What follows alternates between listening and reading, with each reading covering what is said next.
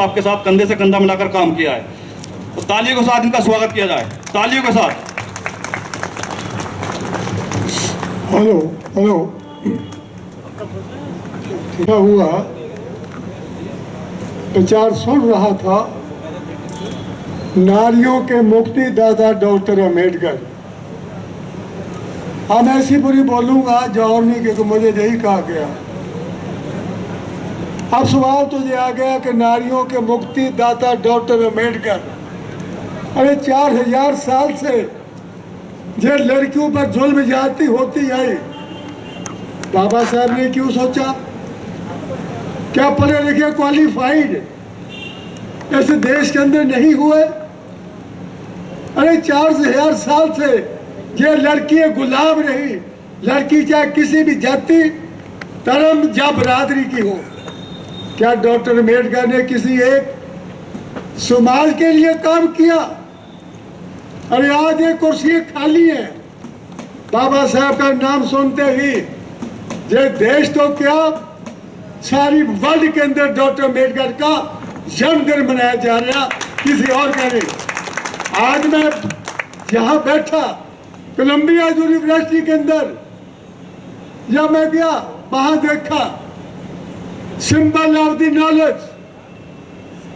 और दूसरी बात ये, बराक ओबामा में लिखा था वहां पर, अगर जो डॉक्टर अम्बेडकर अमेरिका में हुए होते तो मैं उनको सूर्य की उपाधि देता, सूर्य की डिग्री देता।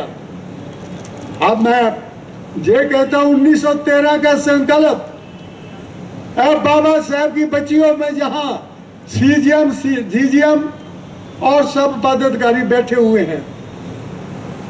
मैं 84 साल की उम्र के अंदर आपके बीच में मैं लास्ट ईयर भी आया था। बाबा साहब ने कोलंबिया यूनिवर्सिटी में जब गए 1913 में संकल्प लिया था। आप बच्चियों याद रखिए, लड़की चाहे किसी भी जाति, धर्म या बरादरी की है, चाहे को आईएएस है, आईपीएस है, डॉक्टर है, इंजीनियर है, क्या उन्होंने अपनी लड़कियों को बताया कि तुम्हारा पैगंबर, तुम्हारा भगवान, तुम्हारा मुक्तिदाता डॉक्टर अम्बेडकर के अलावा किसी का बाप तक नहीं है? जो मैं आज बता रहा हूं, अगर किसी का बाप ने लड़कियों को अधिकार दिए तो मैं चैलेंज करता हूं, वो मेरे सामने है। मैंने तो बाबा साहब की आंखों में आंसू देखे हैं। क्या ये सब के सब जो लड़कियों को उनके अधिकारों के बारे नहीं बताते, ये कहकर के हमारी बेइज्जती होगी, क्योंकि डॉक्टर अम्बेडकर महार कम्युनिटी में से थे। उन्होंने बचपन से लेकर 1954 तक हर कदम कदम पर छूत-छात का मुकाबला किया, जिसके मुकाबले में पढ़ा लिखा, उन्होंने कहा था 1955 में जब मैं दिल्ली आया, 15 साल की एज के अंदर ऐसे देश में रहने वाले ऊंची से ऊंची जाति के लोगों मेरे मुकाबले में पढ़ा लिखा इंसान पैदा करो, वो आज तक ना हुआ और ना आने जमाने में कभी होगा। बाबा साहब के अनुयायी हो तो मैं 1913 का संकल्प, जब वो अमेरिका में थे, उन्होंने जाकर वहां देखा कि लड़कियां मर्दों के बराबर तनख्वाह, इज्जत, मान सम्मान है। उन्होंने उसी दिन ये संकल्प लिया था।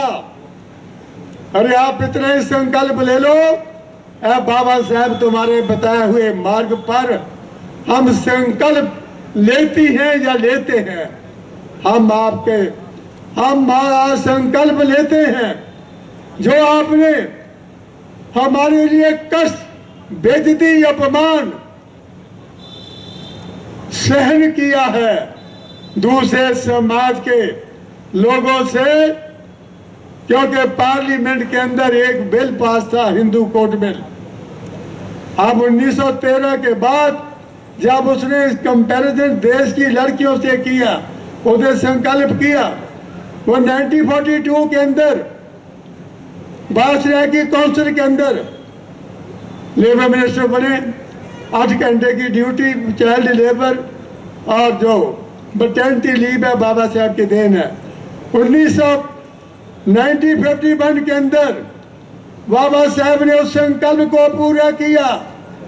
अब बाबा साहब की बच्चियों याद रखना, जिन्होंने डॉक्टर अम्बेडकर के एहसान को भूले और उनके एहसान का बदला नहीं चुकाया और बाबा साहब के उठाए हो कष्ट को, अपमान को, उसके बारे में सोचकर उनके बताए हुए मार्ग पर नहीं चले, उनकी इज्जत दुनिया में ना कभी हुई ना कभी हुई। तो आज मैं आपसे ये कह दूं, जब हिंदू कोर्ट बिल पेश किया, मैं 1900 का आप लोग को एज ए लॉ मिनिस्टर, जैसे देश की रहने वाली लड़की चाहे किसी भी जाति धर्म बरादरी की है, उनको इज्जत मान सम्मान के साथ रहने के अधिकार दिए। आज जो अधिकार है आपको पता, जानते हैं 1950 से पहले लड़कियों का क्या हाल था। अरे 4000 साल तक गुलामी काटी और बाबा साहब डॉक्टर अम्बेडकर ने 4000 साल की गुलामी को अछूत वर्ग, महिला वर्ग, 4 साल की गुलामी को बाबा साहब ने सिर्फ 1.5 साल के अंदर और गुलामी की जंजीरों में काट कर, जमीन को काट कर आज आपको मान और सम्मान के साथ अधिकार दिए, मतलब 1.5 साल में। अब मैं पूछता हूं, लड़कियों ने कौन सी गलती की जिसको बाबा साहब के अलावा इस देश में रहने वाले अपने आप को बुद्धिजीवी कहते हैं, लड़ कहते हैं, क्या उनके दिमाग में ये नहीं आया कि लड़कियों की गुलामी को, जंजीरों को काटना बड़ा जरूरी है? बाबा साहब के दिमाग में ये क्यों आया? उन्होंने क्यों सोचा? आज उन लोगों को अपनी लड़कियों को बताने में बड़ी शर्म महसूस होती है। मैं तो सारा वर्ल्ड, सारा इंडिया घूमता हूं। बाबा साहब ने कोलंबिया यूनिवर्सिटी में उन्होंने जो संकल्प लिया था, आज आपको बाबा साहब की बच्चियों, अगर आपने देश में सारी महिलाओं को तैयार करना शुरू कर दिया तो तुम्हारे को आगे बढ़ने से रोकने वाली कोई ताकत पैदा नहीं हुई है। ये मैं आज आपको कहकर जा रहा हूं। अब मैं आपको ये अपील करते हुए, अभी मैंने हिंदू कोड बिल की एक कॉपी दी है एक लड़की को, वो लड़की नहीं है, अरे वो मजबूत है।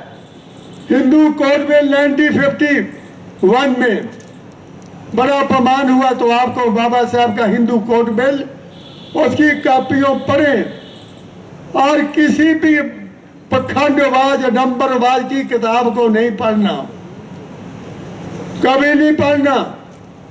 और मैं एक मीटिंग में गया था, वहां पर मैंने बोला, भाई आप लड़कियों, आप तो IAS हो, रिटायर हो चुके हो, आप बताइए आप करवा चौथ का व्रत कौन कितने रखती हैं? हाथ उठा दिए। मैंने बोला, भाई करवा चौथ का व्रत मैं किसी जाति धर्म बरादरी के नहीं, मैं परंपरा के खिलाफ हूँ। बाबा साहब ने किसी जाति धर्म बरादरी पर कभी अटैक नहीं किया। उन्होंने इस देश की व्यवस्था पर जो ऊंची नीची छुआछूत की है, उसको जड़ से उखाड़ने के लिए अपनी जिंदगी लगाई और कंची चूसे के रूप में हमारे को बहुत बड़ा हथियार दे दिया।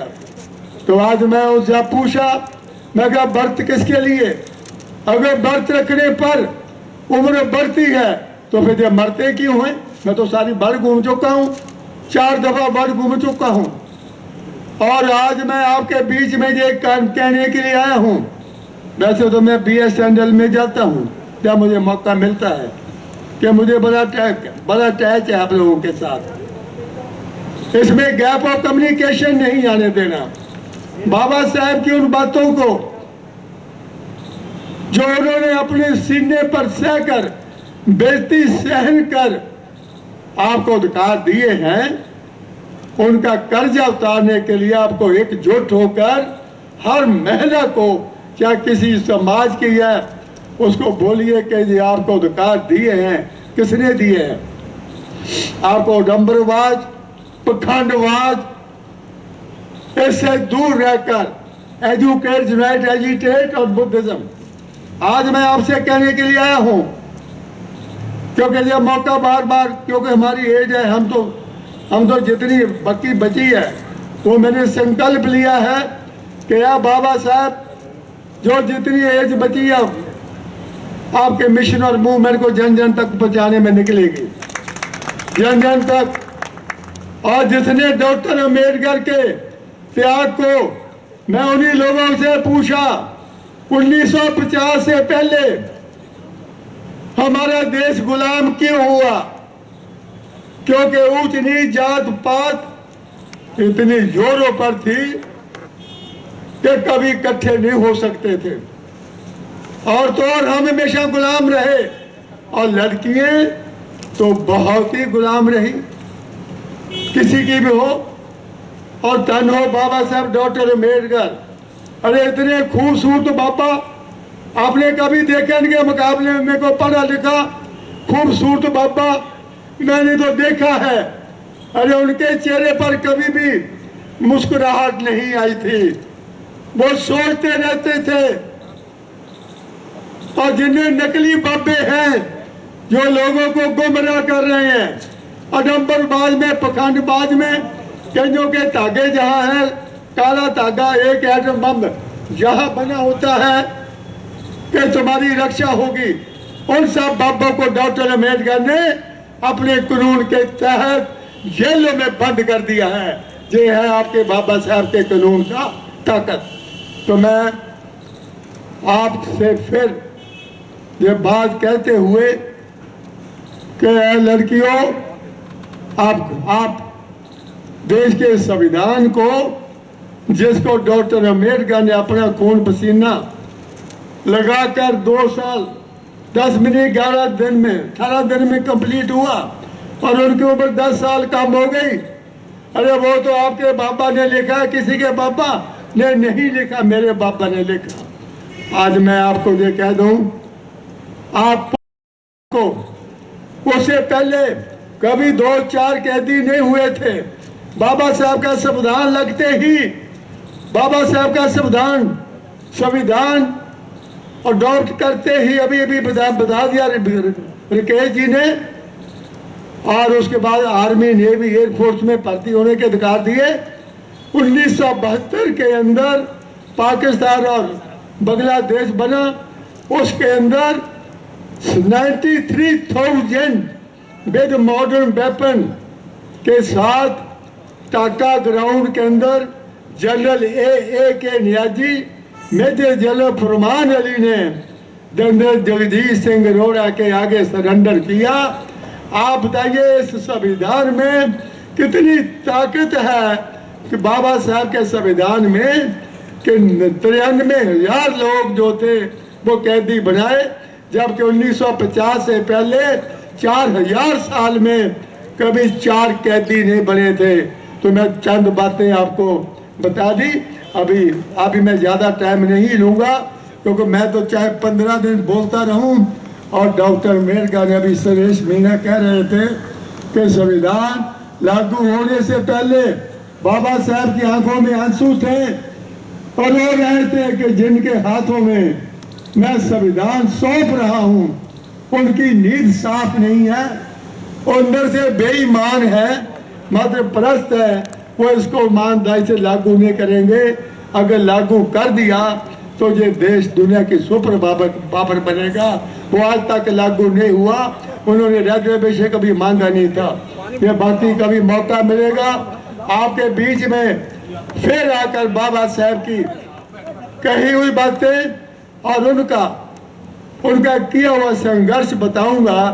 अभी टाइम ज़्यादा हो गया है, मैं आप लोगों से इसकी अपील के साथ आप बाबा साहब डॉक्टर अम्बेडकर के बताए हुए मार्ग पर चलेंगे, क्योंकि बाबा साहब किसी एक समाज के नहीं थे, वो इस देश में रहने वाली हर जाति धर्म बरादरी के लिए थे, क्योंकि वोट का अधिकार उन्होंने सब लोगों को दिया।